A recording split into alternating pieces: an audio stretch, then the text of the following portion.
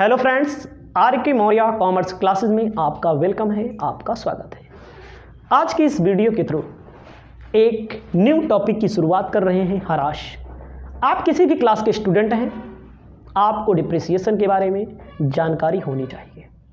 Depreciation किसे कहते हैं, हराश किसे कहते हैं, पूरा का पूरा टॉपिक हमारे पास उपलब्ध है। अगर आपको पूरा कोर्स लेना है, नाम मात्र के शुल्क में पूरा कोर्स उपलब्ध है। सभी सब्जेक्ट बीकॉम, एमकॉम, इंटरमीडिएट 11-12। आपको बताना चाहते हैं, सबसे पहले हराश नाम सुने होंगे। हराश को इंग्लिश में डिप्रिसिएशन कहते हैं। सामान्य तौर पर आप कोई संपत्ति खरीदते होंगे, कोई अस्थाई संपत्ति खरीदते होंगे, टेंजिबल एसेट्स आप खरीदते होंगे, जैसे फर्नीचर। आप लोगों के यहाँ मोटर गाड़ी होगी, सब लोगों के हाथों में मोबाइल होगी, तभी आप हमारा वीडियो देख पा रहे हैं। सबके हाथों में होगा कोई भी संपत्ति जो हमें दिखाई देती हो, जिसे हम छू सकते हैं, देख सकते हैं।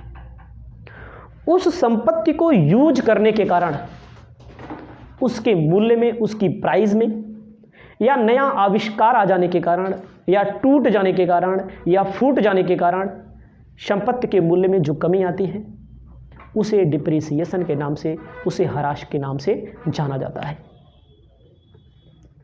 आपको बताना चाहते हैं, कोई अस्थाई संपत्ति होगी। अस्थाई का मतलब फिक्स्ड एसेट्स, संपत्ति। अस्थाई संपत्ति को प्रयोग करने पर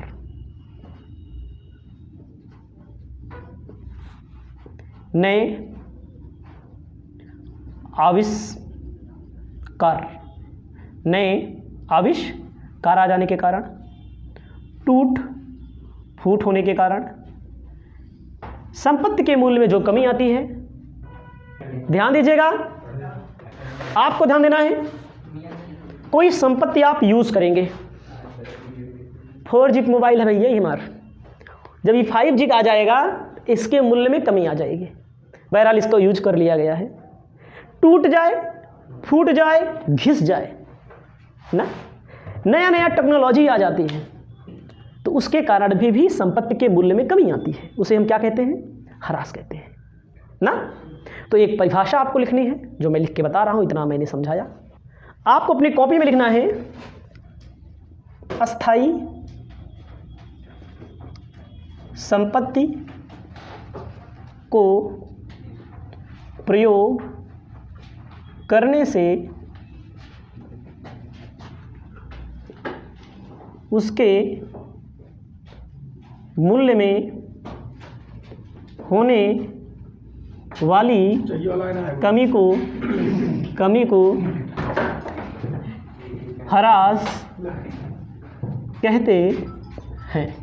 कोई भी अस्थाई संपत्ति आप प्रयोग करेंगे, उसके मूल्य में जो कमी होगी, उसे क्या कहते हैं, हरास कहते हैं। आपको ध्यान देना है, जानकारी होनी चाहिए।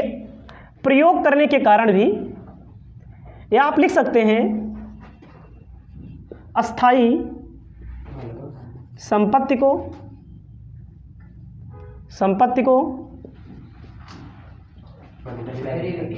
प्रयोग करने से,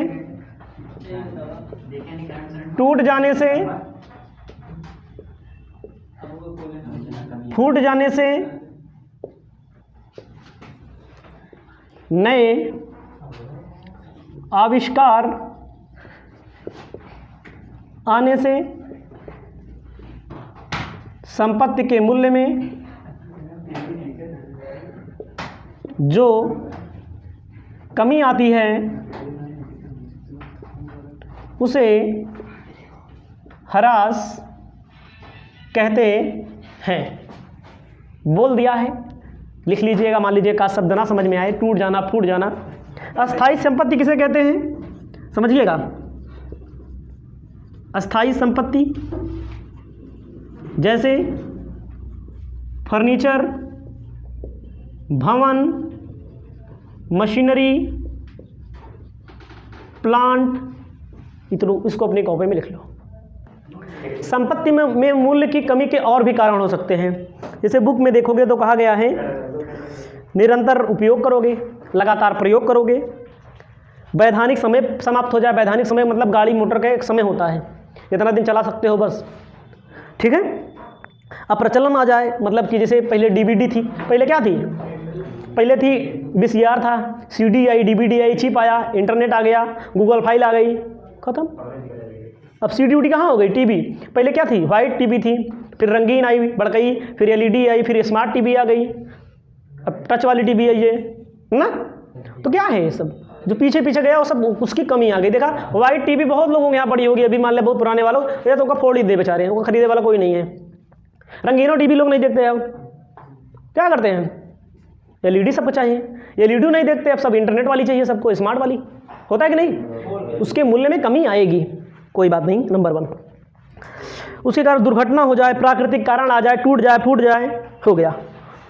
आपको बताना चाहते हैं, अब आपको जानकारी होनी चाहिए हरास लगाने की विधियां।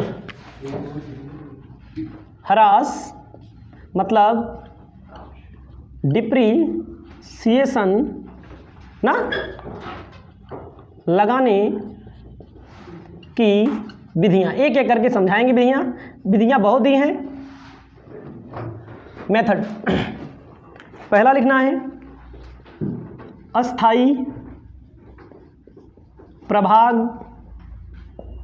पद्धति, अगला दिया है, इसी का नाम है सीधी रेखा पद्धति, सरल, तमाम नाम दिए गए इसके, ठीक है। अस्थाई प्रभाग पद्धति के बहुत सारे नाम हैं। मूल लागत पद्धति, इसको बोला जाता है मूल लागत पद्धति ना, इसी को बोला जाता है साधारण, बराबर, बहुत सारी चीज़ें। लेकिन सरकार इसको मान्यता नहीं देती, इनकम टैक्स इसको मान्यता नहीं देता। सवाल तो आपके क्वेश्चन में मिलेगा ही, आपके बुक में सवाल तो मिलेगा ही। लिखना है इस पद्धति के अंतर्गत जो हरास एक बार लगाया जाता है वही हरास बार बार लगा दिया जाता है। कब, जो हरास एक बार लगेगा वही कब लगेगा, बार बार लगेगा। जैसे जैसे नहीं, इसमें नोट लिखिएगा, संपत्ति का मूल्य एक समय के बाद शून्य हो जाता है। संपत्ति का मूल्य एक समय के बाद, एक निश्चित समय के बाद क्या हो जाता है, शून्य, मतलब जीरो हो जाता है। सूत्र लिख लीजिए थोड़ा सा इसका। सूत्र होता है डिप्रिसिएशन मतलब ह्रास बराबर कॉस्ट माइनस स्क्रैप अपान लाइफ, एस्टिमेटेड लाइफ बोला जाता है। मतलब कि लागत माइनस अवशेष, लागत मूल्य माइनस अवशेष मूल्य भागे अनुमानित जीवन काल। अपनी कॉपी में इसको लिख लीजिए। एक छोटा सा प्यारा सा एग्जाम्पल बताने जा रहे हैं, पहले एंट्री बताएंगे। स्क्रैप लिखा हुआ है, ध्यान दीजिएगा। Scrap SCRAP, scrap. उदाहरण, थोड़ा सा उदाहरण मान लीजिए किसी संपत्ति की लागत 5 लाख है। ध्यान दीजिएगा, किसी संपत्ति की लागत कितना है, 5 लाख है। संपत्ति की 10% अगर बोल दिया जाए, परसेंट बोल दिया जाए, तो क्या करेंगे, 5,000, 50,000 होगा एक साल का ना। कितना बचे, 4.5 लाख बचेगा। हर साल वही लगेगा, जो एक बार लगेगा वही बार बार लगेगा। संपत्ति कितनी बची, फिर 3.5 लाख, मतलब शून्य हो जाता है। जय साल का क्वेश्चन, मतलब हर साल वही लिख रहा है, उसे क्या बोलेंगे, सीधी रेखा पद्धति बोलेंगे। स्ट्रेट लाइन मेथड वह मेथड जिसमें एक बार वही लगेगा, वही बार बार लगेगा। ठीक है, लिख लो। आपको अपनी कॉपी में लिखना है, जर्नल एंट्री होती है संपत्ति क्रय करने पर। जब आप संपत्ति क्रय करेंगे तभी तो ह्रास लगेगा। एंट्री होगी एसेट्स अकाउंट डेबिट पैसा चला जाएगा ना, चाहे कैश लिखो चाहे बैंक लिखो, ठीक है। दूसरा, वर्ष के अंत में ह्रास लगता है, वर्ष के अंत में ह्रास लगाने पर, ह्रास मतलब हानि होती है,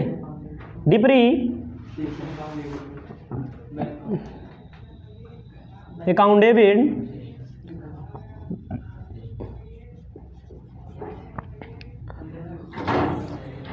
ह्रास की राशि, ह्रास मतलब डिप्रिसिएशन की राशि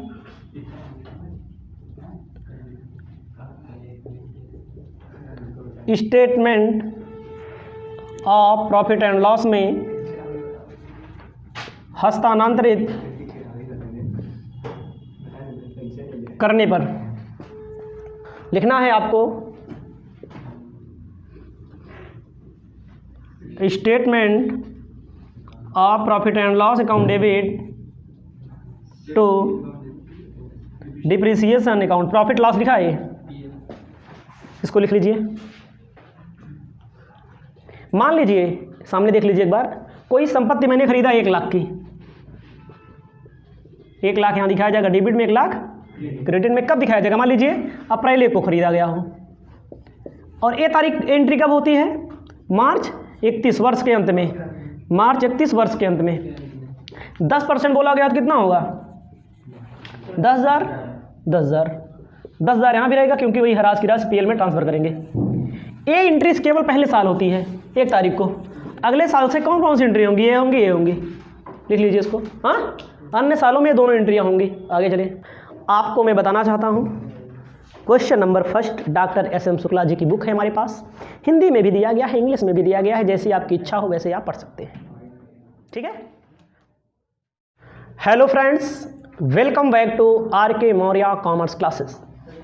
इस वीडियो के माध्यम से आपको बताने जा रहे हैं डिप्रिसिएशन का क्वेश्चन नंबर फर्स्ट। इसके पहले थियरी मैंने आपको बताई है ना। आपको मैं बताना चाहता हूँ first number question, fix installment method, Hindi में भी दिया गया है, इंग्लिश में भी दिया गया है।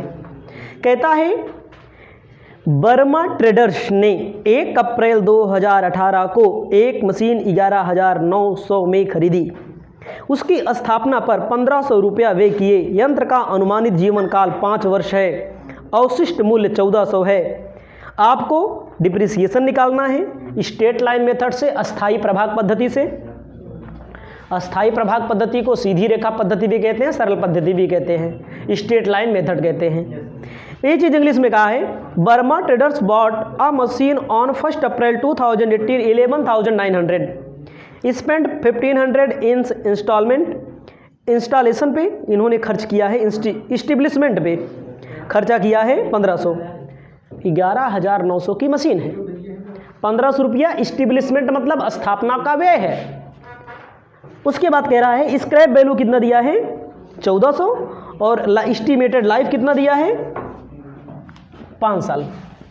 आपको अपनी कॉपी में लिखना है डिप्रिसिएशन इक्वल टू 11,900 की संपत्ति है, 1,500 रुपया लिस्ट पर लगवाई देंगे, 1,500 देंगे ना, स्थापना पर व्यय। स्क्रैप कितना बचेगा हमारा? 1,400। इसकी जिंदगी कितनी है? 5 साल। सूत्र क्या होता है, फार्मूला क्या होता है? कॉस्ट।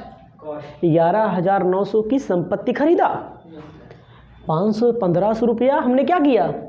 लगवाई दिया। डिप्रिसिएशन कितना? बाद में कबाड़ा में बेचेंगे, स्क्रैप वैल्यू 1,400, 5 से भाग दे देंगे, प्लस माइनस करने में कितना आएगा? 12,000।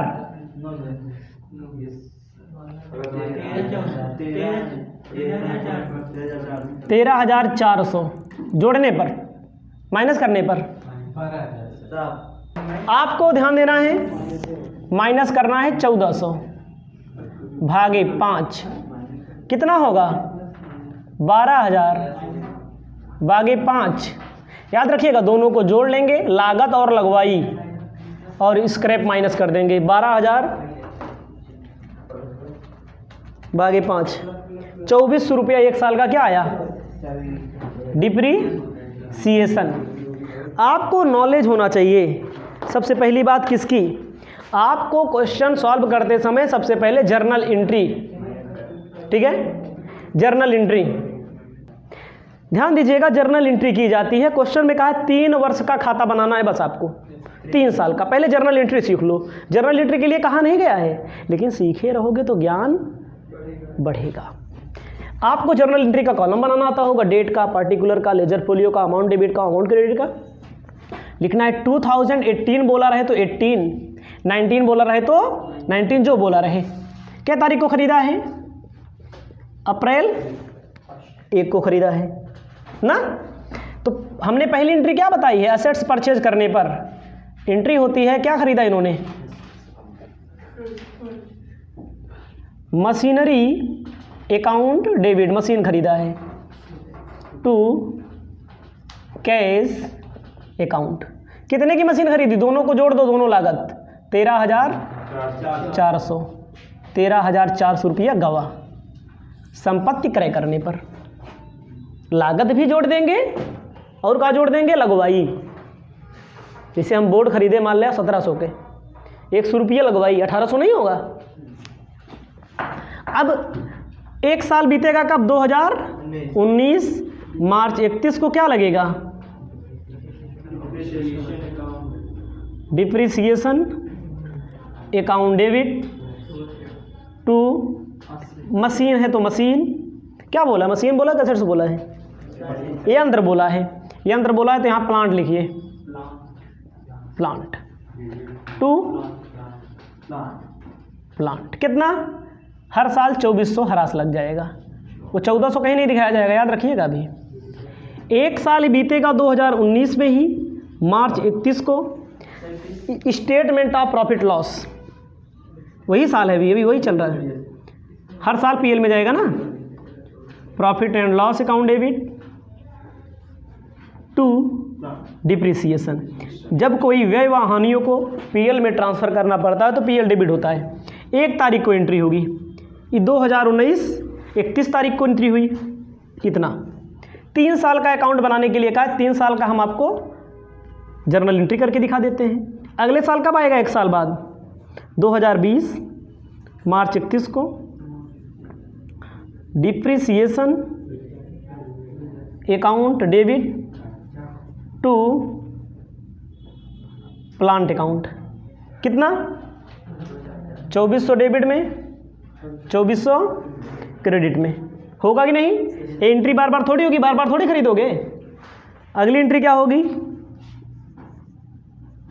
Statement of profit and loss account debit to depreciation account. कितना? जो 1 बार हरास लगा वही 2 बार। कई साल तक मैंने कर दिया? 2 साल तक कर दिया ना। अब नया साल क्या आएगा? 2021 March 31 depreciation account debit to plant, 2400 debit में, 2400 क्रेडिट में। अब पीएल में क्या जाएगा? Statement of profit and loss account debit